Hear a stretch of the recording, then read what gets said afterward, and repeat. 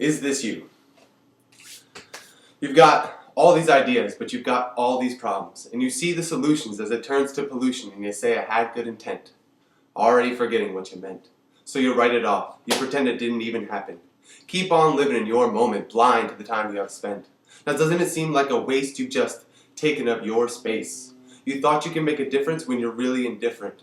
You're a white wall. You're less than that. You're a spot on the wall, the least significant of them all, and you feel so damn small, and still you hide and you crawl for your dark spot in the corner of the wall. You sit, you watch it happen, you never take the reins, and you've got the heart, but you don't stop the pains. You? Me. You see, sometimes in life I get so confused, deathly amused. Yet it's not laughs, but cries from people who kill people that kill people to teach you killing's wrong.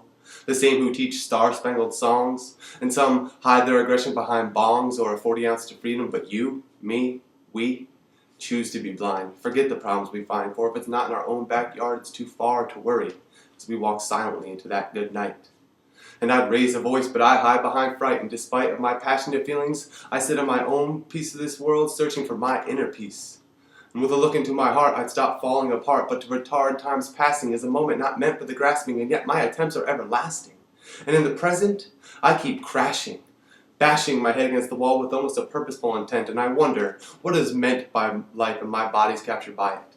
Does my soul scream for freedom, or do my bones ache for soil? Is this an inheritance or a penance? Am I in a choir or singing a solo? Is there more pretension in the millionaire or the hobo? And is pretension perception and perception deception? And if my perception is all I have, can there be intention?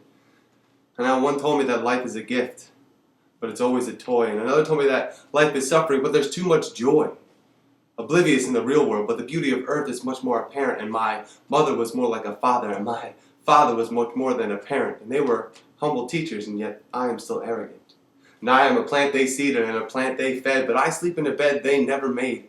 And I'm showered by light but still lost in the shade as my strength and my efforts fade. And I've lost myself in this haze of reality, forgotten myself in this maze of personality, and I've contradicted the truth in a craze for originality.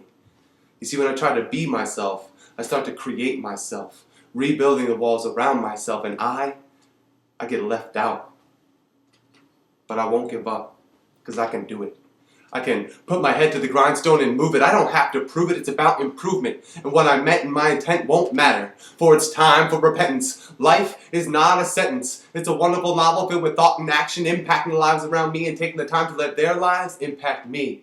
I can do it. I can be brave and save my soul by being bold, for there's no time to dig my grave when what birthed me will consume me. So I defy the crimes against nature and unlock time to encage my mind and taste the heavenly fruit of patience. We need contemplations and words, but we need to be the verbs. And we can taste but not succumb to the herb, because words without verbs are like feelings without an act. And I need a massive effort to make an impact.